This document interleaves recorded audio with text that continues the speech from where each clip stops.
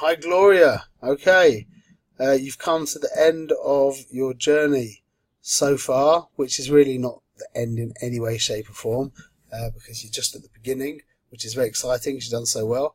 Let's jump in. Thanks as always for uploading your pictures. Let's just order them quickly. These are your PS shoes. Oh, you've done like everybody else, sneaking in the extra picture. Okay. I love it. You named this one PS. Was it PS0? Yeah. Okay. Let's look. So silhouette, comparable, wrong exposure, different exposure, silhouette by night, AEL1, AEL2. Wow, you've really listened. You've really done the homework. Exactly how it's meant to be. It's not so many people get this far. It takes a lot of willpower and a lot of discipline to stay with the whole course, and you've done it. And Gloria, big kudos to you. Excellent. Okay, let's just look first. So the wrong exposure is this one. Take a picture of a scene where the evaluative meeting system of the camera would clearly get the wrong exposure. So just make sure you didn't cheat. You're in aperture priority, excellent, and you're in matrix, and that's great. Perfect example of where the I'm assuming you clearly understand this now. We've got much more bright area in the picture, which means the camera made a mistake and took you to middle grey, and therefore you've got an underexposed picture. Excellent. Okay, I'm very happy that you understand that. Number 2 is AEL1 and AEL2, and I can see that you've nailed this one as well. Let's have a look here. This picture can also go here now we've seen that. So you absolutely nailed it. That is exactly what I wanted to see from you. Fantastic. And now just to make sure that there was no cheating, we can see you're using spot metering, aperture priority, and excellent. Gloria, pat on the back. Very good. Okay. Wow. Okay, let's see next silhouette. This is a silhouette day, and then we got silhouette night. So now, okay, good. So there's something I can teach you. Thank God. Okay, so silhouette day is this is fine. This is great. I'm assuming that you nailed it by metering on the lighter area, which kept that. I would assume that's a middle grey tone. This could be great in post. In fact, we could just do this very quickly in Lightroom. I think I would do something like this, turn it black and white, and then go to my boost over here, and then put up my highlights. Something like that. That's cool. That's a cool shot. Okay, anyway, so that's great for example of a silhouette by day. Silhouette by night, this isn't it. No, you know what? The truth is, it is it. It is it. It's just you didn't. It's the funny part of it, because that is really a silhouette by night. It's easier to get silhouettes at night, much easier and much more regular to get silhouettes by night than there is at day, because there's places where there's not the light coming. It's much easier to find a place where the subject is completely in shadow and there's lights in the background. So we do have a silhouette. It's fine. But it would be better to have done this with more light in the background, and to have had him fully in the idea. But still, it looks like you were using probably spot metering again, and I would imagine that you were spot metering up here. That's what I would think, because it would be brighter otherwise. Okay, so now are we into your? Okay, this is comparable exposure and a different exposure. Once again, you're understanding this excellently. The stats are perfect. So are they perfect? I think 200, just to be completely super anal on this. To be shooting at 200 ISO and to be 400 with your camera, I think it's fine as it is. But that could be maybe something to think about. It looks like you brightened it quite a bit in post, but this is exactly the example of comparable exposure, the same kind of light levels on our subject as they are in the background, and this is a great example of incomparable light levels. We have a much brighter sky and we have a much lighter subject, so this is great. Excellent, well understood. It's so clear now to me that you are super clear, which is fantastic, and I wish you all the best of luck going forward with this. This is a great shot. Now, let me ask you a question. Is this a tragedy, this foot being cut off? This is a great example. Sorry, I just dropped my shoe. This is a great example of the law that you can cut off feet. Because it's not about cutting off feet. We know now that pictures are much more than feet are never feet. Feet are lines or shapes or blocks of colour, etc. And we know all the tension, so we're above and beyond thinking about the idea of feet. Okay, it could be that to have left it a little bit more. I think this is the crop actually, maybe to darken here a little bit. But the reason is that our point of entry again is here. Now I would imagine generally most people's eyes coming down here. And now pay attention, this is the cool bit. This line here brings our eye back. You with me? So our eye doesn't actually follow this line. Our eye is following the inner line. You with me? That's why that doesn't offend us so much. Clear? So this is a great example of the rules where, yes, you can cut up feet if you want, as long as the lines are in place that mean that your eye is not scraping the edge of the canvas. Clear? Okay. Great shot, great emotion, great energy. You could brighten up a little bit, I think. Cropped in close. Fantastic, Gloria. You've done so well. You should for sure give yourself a big pat on the back. Okay? Oh, the cake smash. My favourite thing. Okay, it's cute. It's cute. It's you really need flash here. We really need flash. We're beginning work very soon on creating the flash element of the course. It's a big jump. There's a lot to learn. It's not just a simple, we'll just stick a flash on the camera. It's really not like that at all. But you will understand it so clearly, I can see, because you've got everything else in place, that when it's available, we'll let you know and you can jump in there. Okay, so that would add a lot to this. It's going to be difficult to get the same kind of punchy colours that you need. You could definitely bring up the highlights. That will help. I think we could do this one in Lightroom. We'll see in Lightroom, but definitely we want bright white as opposed to light grey. That's for sure. Okay, and it begins. Let me just see how bad this gets. Okay, good. It doesn't get that bad. Thank God. That's like a nice cake. Interesting. Green. Okay. Okay. So, I mean, they're all similar pictures. Let's look at the stats. The stats are all the same. So that proves a good point that when you're in a studio like this, and let me see what the lighting is. The lighting looks to me like you've got lights above, you've got a couple of small lights in the back, a couple of small windows in the background, and then a larger window to camera right. Is it camera right? Is that right? Oh wait, I changed picture. I went to a different picture. 1 second. This one. Yeah, so the camera right, you've got wider.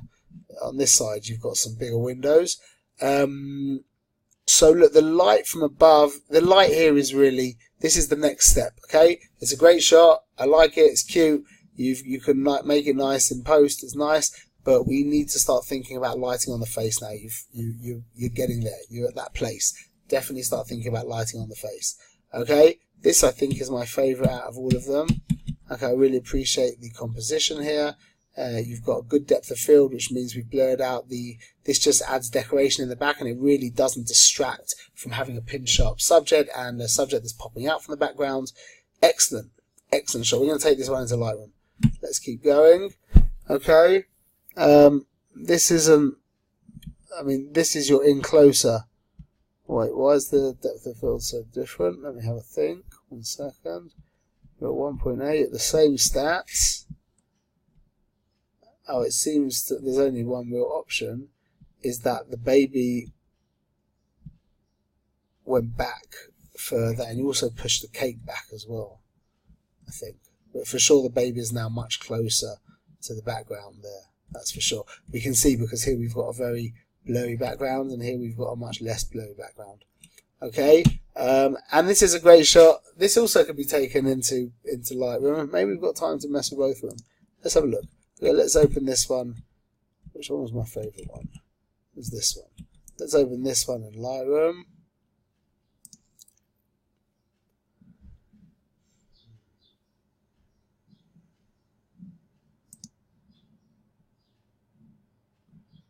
Give me a second. Should pop up. Hello. Let's try again. There we go. Import.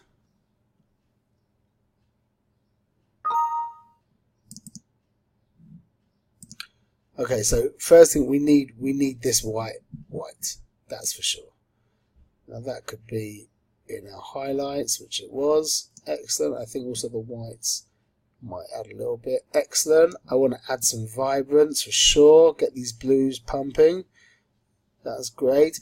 I really want to. I'm inclined to soften him a little bit. Like for me, this light just is very distracting. I see already. Looks like they've already brightened it up or done something to it. Let's see in regards to a vignette. I never use a light vignette, but let's see in this case what happens if we use a light vignette. That's quite nice. Quite like that. Bring it in a little bit more. Quite like that. I very, very, very rarely use. No, I like never use a white vignette. Basically never. I think what I'm going to do is actually add a little bit of clarity to this baby. Oh, we've added. That was it. Oh, that's fine. The brightness. I think that's a little too bright. Just drop that down by a bit. There we go. Excellent. I like that a lot. Let's just see.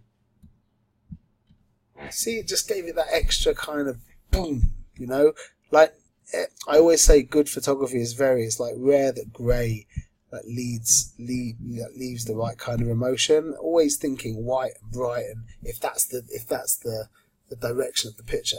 Okay, that's a great shot. I love that. Let's go to another picture quickly. 1 second. This one here.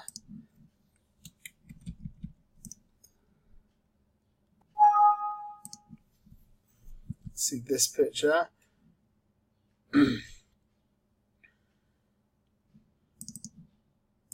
Now, what I would want to be doing here is for sure I'm thinking black and white.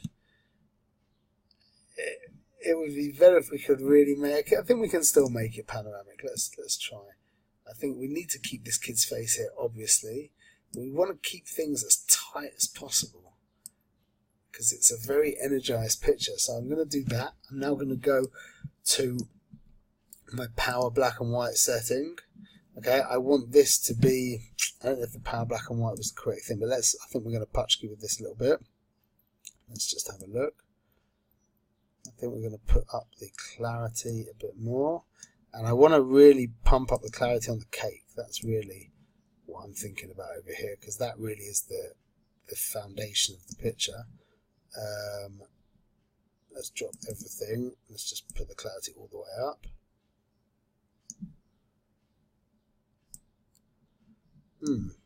Let's double the pin. If I press H so you can see the pin, and I can right click and do duplicate, and it will double the effect for me again, and double the effect for me again.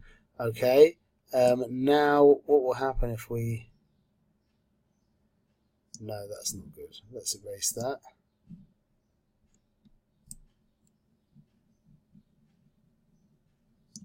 Let me just up my flow. Also, the 1 needs to be emphasized, I think. 1 second. So we'll make sure an auto mask. And just do the 1 with extra clarity. And maybe make it a little bit darker.